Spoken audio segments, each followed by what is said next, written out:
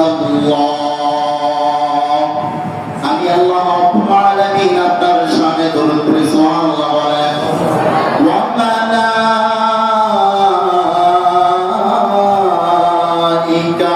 এবং ফেরেশতারা পড়ে সুবহানাল্লাহ।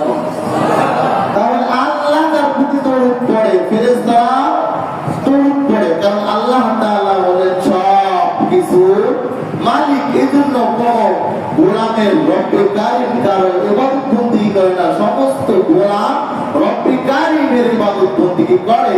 এই কথা যেমন সত্য, এটাও সত্য যে আল্লাহ তাআলা স্বয়ং আমার নবীর শানে দরুদ পড়ে 24টা ঘন্টায়, সুবহানাল্লাহ। সম্মানিত উপস্থিতি, আল্লাহর নবী কেমন করে দুনিয়াতে আসলেন এই বিষয়ে আলোচনা হবে। যদিও গত জুমায় আপনাদের সামনে আমি বয়ান করতে পারিনি, খুবই দুঃখজনক বিষয়। যাবো আজকে কিছু আলোচনা করে আপনাদেরকে বোঝাবার জন্য। আল্লাহ নবী সাধারণ কোন মানুষ নয়। আল্লাহ তাআলা আল্লাহ নবীকে এত শান, এত মর্যাদা দিয়েছেন। আল্লাহ তাআলা কোরআনুল কারীমের মধ্যে বলেন, তোমরা যদি আমি আল্লাহ তাআলাকে ভালোবাসতে চাও, আমি আল্লাহ তাআলাকে খুশি করতে চাও, তারা যেন অবশ্যই অবশ্যই আমার নবী মুহাম্মদকে অনুসরণ অনুকরণ করে। আমার আপনার নবীর কত দাম আর কত মান।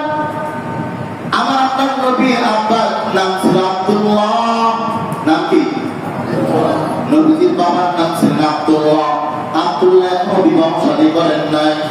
রাস্তা দিয়ে হেঁটে যায় তো কপালের নড়ির মধ্যে এরকম ভাবে কি যেন নূর চমকায়, নূর চমকায়। ওই আরবের যত রমণী ছিল আব্দুল্লাহকে দেখে সবাই পাগল হয়ে যায়। এই কেমন চেহারা। সমস্ত রমণীরা তার বাড়িতে গিয়ে বাবার কাছে দরখাস্ত জানায়, বাবা ওই আব্দুল্লাহর বিবাহ শাদী করতে পারলে আমাদের জীবন ধন্য হয়ে যাবে। আপনি যদি মেহেরবানি করেন আব্দুল্লাহ বাবা আব্দুল মুত্তালিবের কাছে যদি আমাদের বিবাহের এরকম পরবর্তী বন্ধনে যদি আপনি দাওয়াত নিয়ে যাইতেন, যদি বিবাহের প্রস্তাব যদি আপনি নিয়ে যাইতেন, তাহলে আমাদের জীবনগুলো ধন্য হয়ে যাইত। সমস্ত রমণীরা যখন তাদের বাবার কাছে এমন কথা বলা শুরু করে দিল, একের পরে এক, একের পরে এক আমার আপনার নবীর বাবা আব্দুল্লাহর কাছে এরকম ভাবে বিবাহ বসার জন্য তার বাবার কাছে প্রস্তাব নিয়ে যায়। এরকম ভাবে আব্দুল মুত্তালিব থেকে এত বেশি পরিমাণে প্রস্তাব আসতেছে, বলে মক্কার যত রমণী ছিল সমস্ত রমণী এরকম ভাবে আমার আপনার নবীর বাবা আব্দুল্লাহ প্রেমে পাগল হয়ে গেছে। শুধু তাই নয়, আব্দুল্লাহ বাবা আব্দুল মুত্তালিব চিন্তা করে দিনের প্রতি এত পরিমাণে বিয়ের প্রস্তাব আসতেছে, আব্দুল্লাহ আর বিবাহ না করে রাখা যাবে না। কিন্তু আমার আপনার নবীর বাবা তো সাধারণ কোনো মেয়েকে বিবাহ করবে না, কারণ এই বিবাহের ব্যবস্থা তো স্বয়ং আমার আল্লাহ আগে থেকেই করে রাখছেন। কার সঙ্গে হবে? তাহলে এমন একটা চেহারা অধিকারী আমার আপনার বাবা ছিলেন যে এরকম কপালের মধ্যে নলির মধ্যে এরকম নূর চমকাইতেছিল, প্রতিটা রমণী তার প্রেমে পাগল হয়ে গেছিল।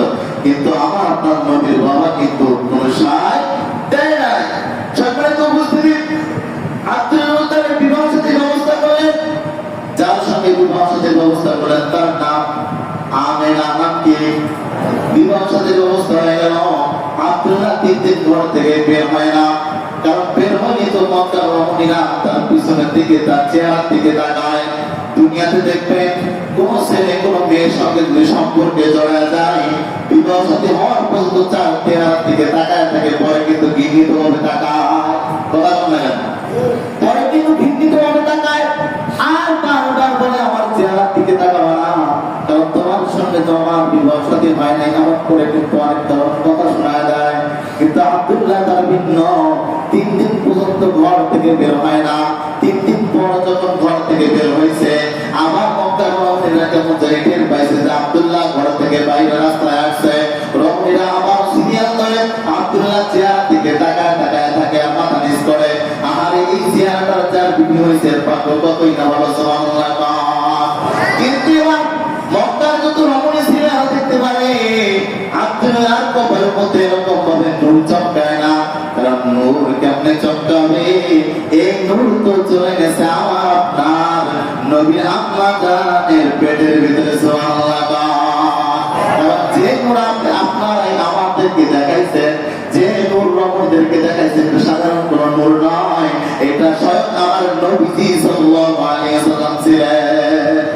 উপস্থিত আমরা বলেন সাধারণ কোন নূর নয়, এটা নবীজি সাল্লাল্লাহু আলাইহি ওয়াসাল্লাম কবরের মধ্যে আল্লাহ প্রদত্ত তাকে কি কবরের মধ্যে দেখা দিয়েছেন যে এটা আব্দুল্লাহ নবীজির বাবা। সুবহানাল্লাহ বলেন। বিমর্ষটি হয়ে যাওয়ার পরে এরকম ভাবে আব্দুল্লাহ কিন্তু ব্যবসা বাণিজ্য করতেন। কিছুদিন পর আল্লাহ নবী এরকম ভাবে আমার গর্ভে চলে আসলেন। আসার পরে আব্দুল্লাহ মক্কা থেকে সিরিয়ার উদ্দেশ্যে রওনা হয়েছেন ব্যবসা করার জন্য। তো ইতিমধ্যে আল্লাহ তাআলা বান্দাকে আল্লাহ তাআলা উঠায় দিয়েছে। এই কথা আমিনার কাছে চলে গেল, আপনার স্বামী তো আর দুনিয়াতে নাই, আব্দুল্লাহ দুনিয়া থেকে বিদায় নিয়ে চলে গেছে। এই কথা শোনার পরে একটু নিজেকে ভেঙে পড়ছে, আরে এক তো আমি গর্ভবতী, আমার পেটে বাচ্চা, দ্বিতীয়ত এমন তো অবস্থায় আমি আমার স্বামীকে হারায় ফেললাম। আপনাদের কাছে জানতে চাই, কোন মা কোন বোনের পেটে যদি বাচ্চা থাকে আর স্বামী যদি দুনিয়া থেকে বিদায় নিয়ে চলে যায়, এর থেকে বড় অসহায় আর দুনিয়াতে কিছুই হতে পারে না। কথা বলেন ঠিক কিনা? নিজেকে ভেঙে ফেললেন, আমার স্বামী দুনিয়া থেকে চলে গেল, অথচ বাচ্চাটার চেহারাটাকে দেখতে পারো না, এটাই কিন্তু বারবার আফসোস করবে। কিন্তু আমার আপনার নবীর মা এমন একটা মহিলা যে উনি এরকম ভাবে যেদিন ওনার গর্ভের মধ্যে আল্লাহ তাআলা নবীকে দিয়েছেন, ওই দিন ফেরেশতারা তার সালাত জানাচ্ছে। সুবহানাল্লাহ বলেন। ঘরে এরকম ভাবে আসবাবপত্র যত কিছুই ছিল আল্লাহ নবীর মা আমিনাকে সালাম জানায় আর বলে আপনার জীবন কত ধন্য, আপনার পেটের মধ্যে আল্লাহ তাআলা এমন একজন দামি নবীকে পাঠাইছে, সাধারণ কোন মানুষ নয়, নবীদের নবী, সমস্ত উম্মতের নবী। চিল্লায়া বলেন সুবহানাল্লাহ। ফেরেশতা এসে আমিনাকে সালাম জানায় যে আপনার ঘরে দামি একজন ব্যক্তি কিছুদিন পরে পদার্পণ করেছে। সুবহানাল্লাহ বলা যায় না? সকলে তো উপস্থিতি, আমার একজন দামি যখন দুনিয়াতে আসবে তাহলে তার আশাটা কেমন হতে পারে? পেটে আসি সালাম দেয়। সুবহানাল্লাহ বলে। বলে তিনজন মহিলা, তিনজন জান্নাতি নারী এসে আমিনা রাদিয়াল্লাহু তাআলা আনহা গলার মধ্যে মালা পরা দেয়। সুবহানাল্লাহ বলবেন না? একজন মারিয়াম আলাইহিস সালাম, দ্বিতীয়জন আসিয়া, আর তৃতীয়জন হলেন এরকম ভাবে হাজরা আলাইহিস সালাম এসে নবী সাল্লাল্লাহু আলাইহি ওয়াসাল্লাম মায়ের গলার মধ্যে, আমিনার গলার মধ্যে মালা পরায়া দেয় আর বলে আপনার জীবন অনেক বড় না। সুবহানাল্লাহ বলেন। সম্মানিত উপস্থিতি, এরপরে আল্লাহ নবীর মায়ের শরীর থেকে এত পরিমাণে গ্রাম বের হয় যে গ্রাম মক্কা নগরীর কোনদিন কোন মানুষ এত গ্রাম নিতে পারে নাই। এরকম ভাবে কিন্তু তখন মক্কা নগরীর মধ্যে একটা বিষয় জানি ছিল, কোন বিধবা নারী 1 বছর পর্যন্ত কোন সেন্ট আতর গ্রামের উপর ব্যবহার করতে পারবে না, এটা তাদের প্রতি নিষেধ জানি ছিল। কিন্তু আমিনার পেটে তো বাচ্চা, আমিনা এরকম ভাবে রাস্তা দিয়ে যায় তো এত সুন্দর গ্রাম বের হয় যে গ্রাম মক্কার নগরীরা কোনদিন এমন গ্রাম পায়নি। তাদের মধ্যে সমালোচনা শুরু হয়ে গেছে, আহারে এমন কোন মহিলা যে গ্রাম তার শরীর থেকে বের হয়, এমন গ্রাম আমরা কোনদিন শুনি নাই, এমন কোন গ্রাম বের হয়। এই পরিমাণে তারা সমালোচনা শুরু করে দিছে। দেওয়ার পর নবীজির দাদি আব্দুল মুত্তালিবের স্ত্রীর কাছে মহিলারা নালিশ জানায়। দেখবেন এই সমাজেও কিছু কিছু মানুষ, মহিলা কিছু কিছু নারী আছে, তারা সংসার ভালো চলবে, মহিলা কিন্তু চায় না একজনের সংসার ভালো চলবে, এটা কিন্তু দেখে অনেক মহিলার কাজ হলে কথা ঠিক কিনা? তখন এরকম হবে আমিনা রাদিয়াল্লাহু তাআলা আনহা থেকে গ্রাম বের হয়, কিন্তু সেটা মহিলার অনেক মহিলারা সহ্য করতে পারে নাই। আব্দুল মুত্তালিবের স্ত্রীর কাছে গিয়ে নালিশ জানায়, এরকম ভাবে আপনার ছেলের স্ত্রী কি গ্রাম ব্যবহার করা শুরু করছে, আমরা রাস্তা দিয়ে হাঁটতে পারি না, এত গ্রাম বের হয়, এত গ্রাম নেয়। দ্বিতীয়ত সমালোচনা, গ্রাম নেওয়া শেষ হয়ে যাওয়ার পরে সমালোচনা শুরু হয়ে যায়। বলে আল্লাহ নবীর মা এমন এক দামি ব্যক্তি ছিলেন, এরকম ভাবে কুয়ার মধ্যে পানি আনতে যাবেন তো কুয়ার পানিগুলো ডাক দিয়ে বলে মা আপনি কষ্ট করে কোনো পানি নিয়ে আসতে গেলেন, আমাদেরকে বললেই তো আমার পানি আপনার বাড়িতে পৌঁছাতে। ফেরেশতারা আমাকে বলেছে এরকম কুয়ার পানিগুলো উঠলায় বলে মা আপনি নিতে থাকেন, আপনার কত পানি পড়লো। মক্কা রমণীরা বলতো আমিনা আপনি যাইেন না, আপনি গেলে এই কুয়ার পানিগুলো নিচে চলে যায়, আমরা মেয়ে মানুষ পানিগুলো তুলতে অনেক বেশি কষ্ট হয়, এজন্য আপনি থাকেন, আমাদের মত মতো পানিগুলো আমরা আগে উঠায় দিনে যাই। আল্লাহ বলবেন না? আল্লাহ নবীর মা আমিনা রাদিয়াল্লাহু তাআলা আনহা যখন রাস্তা দিয়ে হাঁটতেন, রোজ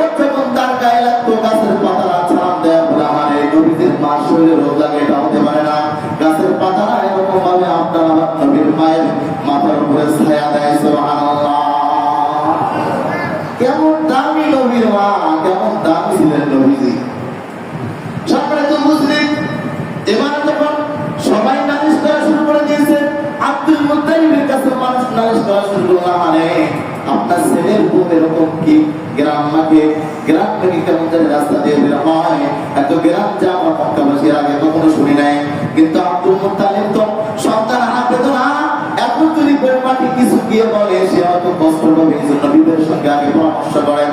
বিবি আমার আপনার সঙ্গে পরামর্শ করে কি পরামর্শ বলে, আপনার ছেলের স্ত্রী আব্দুলের স্ত্রী আমেনা কি এমন গ্রাম ব্যবহার করে যে গ্রামের কারণে মক্কাবাসীরা থাকতে পারতেছে না, আমার কাছে নালিশ দেয়। এবার মুত্তালিবের স্ত্রী ডাক দিয়ে এই নালিশ তো আমাকেও বেশ কয়েকজন দিয়েছে, বলে হিকমতের সহিত আমিনাকে ডাকতেন, তার সঙ্গে আমরা একটু কথা বলে। এবার আমিনাকে ডাক দেওয়া হলো, হওয়ার পরে বলতেছে, আমিনাকে জিজ্ঞেস করতেছে, আমিনা আমরা জানি আপনাকে যদি কঠোর ভাষায় কথা বলি তাহলে হয়তো আপনি কষ্ট পাবেন, কারণ আপনি স্বামী হারা হয়ে গেছেন, এত স্বামীর বেদনার মধ্যে আপনি আছেন, এজন্য আপনাকে আমরা কঠোর ভাষায় বলতে চাচ্ছি না, আমরা নরম ভাষায় বলি। ও আমিনা আপনার শরীর থেকে কি এমন গ্রান বের হয় যে গ্রানের কারণে মক্কাবাসীরা আমাকে নালিশ দেওয়া শুরু করে দিয়েছে। এবার আল্লাহ নবীর মা আমিনা ডাক দিয়ে বলে, এই গ্রান তো বাবা আমি নিজের থেকে লাগাই না, যেদিন আমার পেটে আল্লাহ তাআলা দিয়েছে ওই দিন থেকে আমার শরীরে এমনি এমনি গ্রান শুরু হয়ে গেছে। সুবহানাল্লাহ জোরে বলেন না। শুধু তাই না বাবা, আমি যখন থুতুগুলো জমিয়ে দিতে পারি থুতু থেকে এমন গ্রান বের হয় যাতে করে আমি মনে হয় জান্নাত থেকে ফুটবো দুনিয়াতে পাড়া দিলাম। সুবহানাল্লাহ বলেন। এবার আব্দুল মুত্তালিব ডাক দিয়ে কয়, মা আমিও বেশ কিছুদিন থেকে লক্ষ্য করি তুমি যে রাস্তা দিয়ে যাও কিছুক্ষণ পরে যদি আমি রাস্তা দিয়ে আমি রাস্তার মতো গ্রান পাই। আব্দুল মুত্তালিবের স্ত্রী ডাক দিয়ে কয়, মা তুমি যখন গোসলখানা থেকে বের হও, আমি যখন গোসলখানার মধ্যে গোসল করার জন্য ঢুকি, তোমার গ্রানে গ্রানে কখন জানি আমার গোসল হয়ে যায় মা, আমি নিজেও টের পাই না। কেমন ছিল আমার নবী মা, কেমন ছিল আপনার নবী, নবী আহমদ নবী শান আমার আল্লাহ তাআলা কত দিয়েছেন। বলেছে দিন থেকে আপনার আমার নবী মা আমিনার গর্ভে চলে আসছেন, বলে পেটে বাচ্চা আসার পরে লাফি দেয়, অনেক রকমের কষ্ট হয়। মা আমিনা ডাকতে বলে, বাবা আরো শুনবেন নাকি আরো কিছু বলতে চাই? বলে হ্যাঁ বলেন। বলে আমি যখন রাতে ঘুমাতে যাই কে যেন কানে কানে এসে বলে, তোর কপাল কত ভালো, তুই সাধারণ কোনো মানুষের মানুষ, তুই স্বয়ং মুহাম্মদের মা। সেই নবীর উম্মত আমরা, কি বলেন ঠিক না? দুনিয়াতে এমন কোন ব্যক্তি নাই তার জন্মের পেটেতে আসার পরে এরকম ঘটনা ঘটছে, এরপরে দুনিয়াতে যেদিন আসছে কিন্তু আরো অলৌকিক অনেক অনেক ঘটনা ঘটছে। সুবহানাল্লাহ। সকালে তো উপস্থিত আমিনা রাদিয়াল্লাহু তাআলা আনহা এরকম ভাবে রাস্তা দিয়ে হাঁটে, অনেক সময় রোদের কারণে রাস্তার পালগুলো কিন্তু গরম হয়ে যায়। বলে আমি যখন রাস্তা দিয়ে হাঁটি রাস্তার পালগুলো আমাকে সালাম দেয়, গাছের পাতাগুলি আমাকে সালাম দেয়, আমি যখন পাথরের উপর পা রাখি আমি মনে করি পাথরটা মনে হয় অনেক গরম, যখন আমি পাথরের উপর পা দেই তখন আমার কাছে মনে হয় এর থেকে পাথর ঠান্ডা অন্য কিছু হতে পারে না। সকালে তো মুসলিম আল্লাহর নবীর চাচা আবু তালেব একদিন নবীকে ডাক দিয়ে বলে, নবী আপনার বিষয়ে আমি কিছু জানি। এবার নবী আগ্রহ হলো, চাচা কি জানেন আমার একটু বলেন। বলে তুমি যে সত্য নবী এটা আমি জানি, কারণ তোমার জীবনে যে এত বেশি অলৌকিক ঘটনা আছে, মুজিজা আছে, পৃথিবীর কোনো মানুষ আসবে না তার জীবনে এত পরিমাণে অলৌকিক ঘটনা ঘটবে। এবার ভাতিজা আল্লাহ নবী মুহাম্মদ সাল্লাল্লাহু আলাইহি ওয়াসাল্লাম বলে, আমার জানার আগ্রহ হয় চাচা আমার জীবনের অলৌকিক কি ঘটনাগুলো আছে। এর ফাঁকে আরেকটা কথা বলে দেই, সম্মানিত উপস্থিতি, আমার আপনার নবীর নাম কিন্তু স্বয়ং আল্লাহ মুহাম্মদ মহব্বতে রেখেছেন। সুবহানাল্লাহ বলে। সম্মানিত উপস্থিতি, তাহলে বোঝা গেল আমার আপনার নবী কত দামি। আবু তালেব ডাক দিয়ে বলে, নবীজি যেদিন আপনি দুনিয়াতে আসছেন আপনার মায়ের মুখ থেকে আমি শুনেছি। বলে কি শুনেছেন? বলে যখন দুনিয়াতে আসছেন, দুনিয়াতে সন্তান যখন জন্মগ্রহণ করে মায়ের নারীর সাথে কিন্তু সন্তানের নাম থেকে কথা বলে, ঠিক কিনা? এটা আবার প্লেট দিয়ে অথবা কিছু দিয়ে কাটতে হয়। বলে আপনি যেদিন দুনিয়াতে আসছেন পেটে মধ্যে কোনো নার ছিল না, চিল্লায় বলেন সুবহানাল্লাহ। বলে আপনি যেদিন দুনিয়াতে আসেন অন্য অন্য বাচ্চাদের শরীর থেকে দুর্গন্ধ বের হয়, আর আপনি যখন দুনিয়াতে আসেন কে যখন গোসল করে আপনাকে দুনিয়াতে পাঠাইছে। শুধু তাই নয়, শরীরের মধ্যে এত পরিমাণে ঘেরান আল্লাহ দিয়েছে, ওই ঘেরানে সমস্ত যারা পাশের মহিলারা ছিল তারা সুবহানাল্লাহ আল্লাহু আকবার বলতে আছে সুবহানাল্লাহ। আমি আরো দেখেছি দুনিয়াতে অন্য কোনো সন্তান আসার পরে কান্না কাটি করে, তখন যারা সন্তান বাইরে করে মেয়ে যখন মহিলা যারা যখন থাকে তারা কিন্তু মায়ের কাছে নিয়ে গিয়ে দুধের ব্যবস্থা করে, ঠিক কিনা? আর মোহাম্মদ তুমি যেদিন দুনিয়াতে আসছো তোমার তো কোনো কান্না কাটির আওয়াজ নাই, স্বয়ং তুমি সিজদায় চলে গেছো। লম্বা তোমার সিজদায় গিয়ে পড়তেছো, যেই তো আমিরাও জানে না এরকম সিজদার তোমার যখন শেষ হয়ে গেছে তুমি কেমন জানি শাহাদাত আঙ্গুলি আসমানের দিকে তুলে ধরেছো, আর শাহাদাত আঙ্গুলি আসমানের দিকে তুলে তুমি যেন কেমন জানি মুখটা বানাইতেছো, আর ওই যে চন্দ্রটা তোমার হাতের নখের ইশারায় কেমন জানি তোমার নখের দিকে আসতেছে।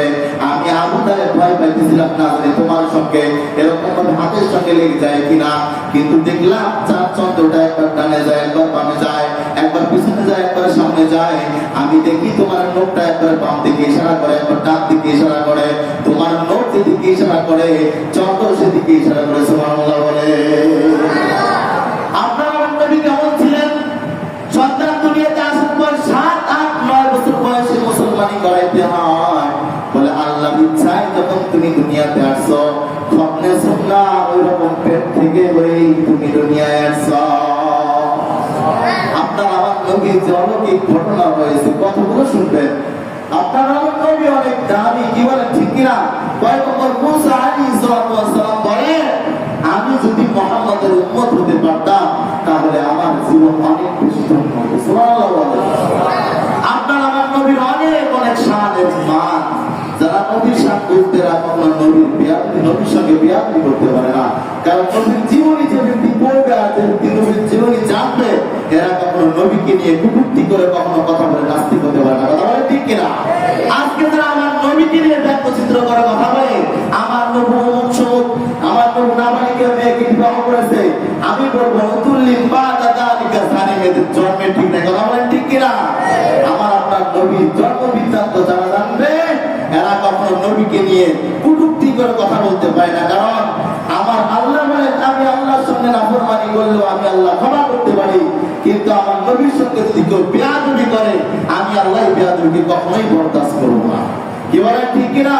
এজন্য নবীর শান আর মান যদি আমরা ধরে রাখতে পারি তাহলে দুনিয়া এবং আখিরাতে সম্মান দিবে কে? কে সম্মান দিবে? নবীর ভালোবাসা দিলের মধ্যে লালন করতে হবে। পয়গম্বর আপনি সাল্লাল্লাহু আলাইহি ওয়াসাল্লামের দামি একজন ব্যক্তি ছিলেন। বলে পয়গম্বর যেদিন দুনিয়াতে আসছেন আমিনা একটু কষ্ট পর্যন্ত পায় নাই। বলে দুনিয়াতে যদি সন্তান জন্মগ্রহণ করে অনেক রকমের রক্ত বের হয়, কান্নাকাটি করে পানি বের হয়, আমিনা বলে রক্ত দূরের কথা মুহাম্মদ যে দুনিয়াতে আসছে আমি আমিনা বলতেই পারি না। সুবহানাল্লাহ বলবেন না? বলে মুহাম্মদ যখন দুনিয়াতে আসছে অটোমেটিক ল্যাম্প যেটাকে বলে সেটা বন্ধ হয়ে গেছে। আমি চিন্তিত হয়ে গেলাম এখন যে অন্ধকার বাচ্চারা যদি দুনিয়াতে আসে তাহলে কেমনে আলো পাবো? বলে অটোমেটিক মুহাম্মদ দুনিয়াতে আসছে তার শরীর থেকে আলো তৈরি হয়েছে। বলেন সুবহানাল্লাহ। শরীর থেকে এই পরিমাণে আলো তৈরি হয়ে গেছে আমি আমিনা নিচের দিকে তাকায় দেখি আমার সন্তান দুনিয়াতে আসছে। সুবহানাল্লাহ বলবেন না? তাহলে আমার আপনার নবীর শান আর মান কত ছিল, এজন্য নবীকে ভালোবাসার দরকার আছে না নাই? নবীর আউয়াল মাস, নবীর জীবনী, নবীর জন্ম সাল, নবীর মৃত্যু, এজন্য যেমন ভালোবাসা তেমন দুঃখ প্রকাশ। এজন্য নবী সহ যারা দুনিয়া থেকে চলে গেছে আমরা অন্তর থেকে দোয়া করবো আল্লাহ তাআলা নবীর সঙ্গে যেন আমাদের মুসলিম উম্মাহকে একসঙ্গে জান্নাতে থাকার তৌফিক দান করে। নবীর সৈনিক হতে চাইতো ইনশাআল্লাহ? কারা কারা চাইতো? আল্লাহকে দেখাই লিল্লাহি তাকবীর, লিল্লাহি তাকবীর। আল্লাহ তাআলা এমন হতে পারে এই যে আপনি নবীর ভালোবাসা দেখালেন, এমন হতে পারে এই উসিলায় আমার আপনার জীবনের গুনাহ আল্লাহ মাফ করে দিয়েছে।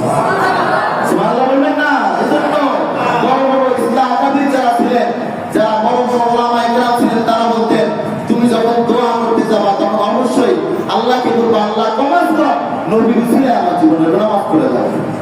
সুবহানাল্লাহ বলবেন না? কমাস নবী উসিলায় আমার জীবনের গুনাহ মাফ করে দাও। কারণ ওনার আজীবনের আগেও কোনো গুনাহ নাই, পিছনেও কোনো গুনাহ নাই। উনি একজন মাসুম, নবীদের নবী, যিনি আমার আল্লাহর দোস্ত। সুবহানাল্লাহ বলেন। আল্লাহ বলেন মা আরসালনাকা ইল্লা রাহমাতাল লিল আলামিন। আল্লাহ তাআলা নবীকে বানাইছেন দুনিয়াতে রহমত স্বরূপ হিসাবে। কি বলেন ঠিক কিনা? এজন্য সম্মানিত উপস্থিতি, আমি যে কথাগুলো বললাম সর্বপ্রথম আমাকে এবং আপনাদের সকলকে এই কথাগুলোর অনুযায়ী আমল করবার তৌফিক দান করুন।